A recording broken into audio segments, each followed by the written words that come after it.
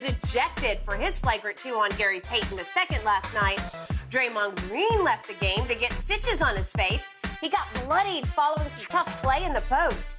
On his way to the locker room, Draymond gave Memphis fans the middle finger, and he explained the exchange after the game.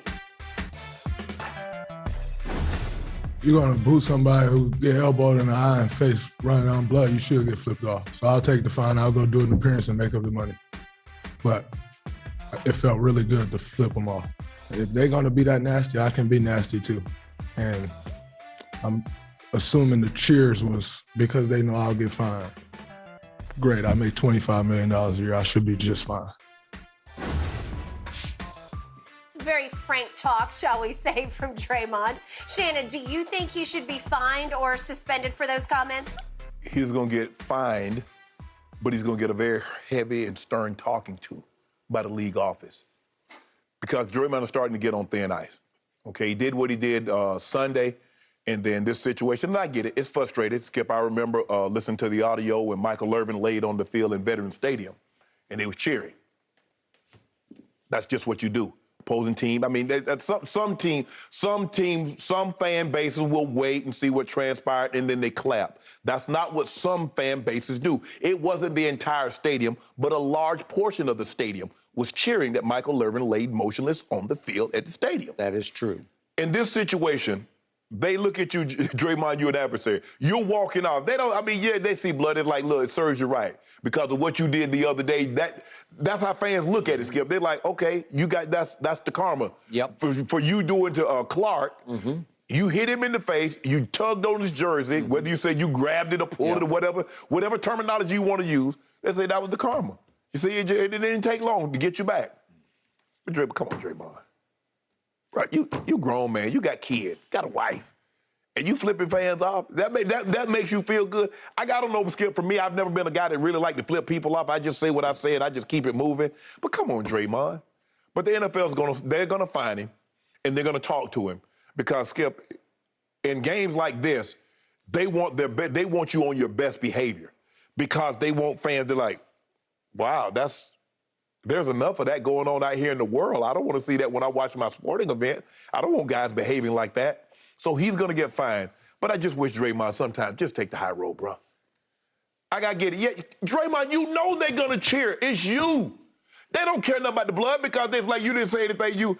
Look how the antics that you were displaying when you got ejected. You running around the court like it was Christmas. So that like it serves you right that you got elbow inadvertent. At least they can say, well, that was an inadvertent elbow. Both of you guys were going for a rebound, and you got the worst end of it. But Draymond, come on, Draymond, you're bigger than this. I mean, it's time out. It's enough of this. Agreed. And then some. Draymond is getting more and more defiant. Yes. To the point that somebody upstairs is going to say, that's enough. Yes.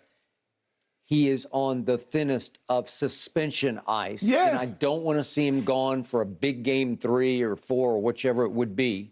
But he's cruising for a big NBA bruising. Yes, he is. Because you can't keep on keeping on because obviously he slapped Brandon Clark in the face, and then he grabbed hold of his jersey and jerked him down, then acted like he was trying to pick him up. But then I told you, I was okay with that. I wouldn't have flagrant 2'd him for that. But it almost felt like a flagrant 3 because he went Antonio Brown. He just went crazy, like a crazy person, running around the court, flailing his arms. And it rubbed the ref's nose in it. Yes. He showed them up. And then he skipped his post-game media availability, and I'm pretty sure that's a fine right there. Right. For the sake of going straight back to the hotel and doing an emergency podcast in which he looked right down barrel and gave his point of view without being able to cross-examine. There's no cross-examination because you don't get Q&A'd by the media scrum, right? I don't think the commissioner loved that. No. And then I definitely don't think the commissioner loves the defiance of, I'll just go, go ahead and find me. I'll go do an appearance, and that will cover the fine. Right. That's pretty arrogant. Yes. Or I make $25 million. Right. What do I care about another fine? Well, clearly he doesn't care about another fine. Right. And I remind you, he's got a track record going here that is growing by the game. Right. And over his career, he has been fined almost $1 million by the league for technical fouls. And he has the second most technicals since he joined the league to only Russell Westbrook. Second just barely to Russ. So almost $1 million in fines, second to Russ. We know what happened in 2016. He actually got suspended. I did not want to see it happen, but he got suspended for the pivotal Game 5 back at Oracle, which reopened the door for LeBron and Kyrie to run through it and come back from 3-1 down. Correct. The point being that if you keep daring the commissioner and daring the commissioner, at some point the commissioner is going to say, you know what? I got to say that's enough to you. Yes. Because you're playing completely out of control here. Yes. And to your point, he's become like he's made himself into the ultimate wrestling villain. He's the heel. He after what he did to the crowd with his Antonio Brown meltdown walk-off or run-off, what did he think was going to happen? Yeah, he took an inadvertent elbow from Xavier Tillman and it cut his eye. Okay, we got it. And yet, that doesn't give you the right to double bird them. They're just booing you because of what you did to their guy. Right. Yes, yes. They don't even know exactly what just happened. Right. He said, well, they saw the blood running down my face. I'm not sure. I don't know if they saw that. All they saw is you go into the locker room. And it's like, yeah, go to the locker room because of what you did on Sunday. That's just fan behavior. Yep. It's a really bad look for the league. What he said was it's a worse look for Draymond. It is. Because Skip, he should be above that. I mean, the flip the fans off. I mean, it made him feel good.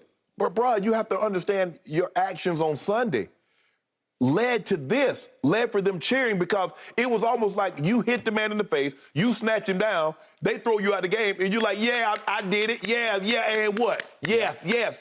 Bro, come on, Draymond. It's time out for this, bro. You're too good of a player to have to do this, to resort to these kind of antics. Yep. Skip, I see if he's a marginal player, if he's a fringe player. But Draymond's too good. He's too valuable. The guy's been an all-star. He's been an all-NBA player. He's been Defensive Player of the Year. Yes. There's a chance that he's going to go to the Hall of Fame. Yep. And these kind of antics? Come on, bro, you're not Rodman. Let Rodman did things like this. You better than this. That's true. Rodman did things like this just to do them. Yes. Just to get under everybody's skin, including the league's skin. Yes. But Draymond said the other day, I did not hurt my team. Well, he was very fortunate the team took him off the hook by coming back to win the game without him. Correct. But in the end, he was saying, I didn't hurt my team because hurting my team is giving up layups. Well, no, you didn't give up layups, but you put them in a jeopardy position, and then you doubled down because you said on TNT, the infamous quote now that I underlined and went all caps on Twitter with was, we feel even more comfortable against Memphis now in a playoff series than we did in the regular season because they're just not experienced enough. He put Memphis on notice last night, and Memphis said, okay, watch this. So I think he effectively hurt his team last night with that comment. I ask him now, do you feel comfortable? You still feel comfortable going back home for Game 3? No. With what you saw from John Morant last night? Because Memphis believe they can beat you. I think, I'll skip back there 1 second, even though they lost Game 1. They're like, we beat this team 3-1 in the regular season. Now, they can say, well, all the times they didn't have Clay, but they did win. Yep. And so they won this game. They believe they can be. Sometimes, Skip, you can be inexperienced enough to not know that I'm not inexperienced, that I'm inexperienced. Yep. And what the hell we got to lose? I agree. Everybody said the big bad Warriors, they're supposed to be here. They're supposed to do that. Okay. That's what Mike Tyson was telling me on the podcast, Skip. He said, sometimes you get a guy and he's scared enough he don't know any better, and he whoop your ass. Sometimes you get a team like Memphis, they don't know any better. Like Buster Douglas. Yes. Right? Yes. Okay. So I remind you, a fairly high-stakes play-in game. It was just a play-in game, but it was a game at Golden State last year. Steph played. Draymond played. Jordan Poole played. Yes. No Clay. No Clay. That's the only missing ingredient, but there was no Clay. And sometimes you could say last night it felt like there was no Clay. There was no Clay, right? yes.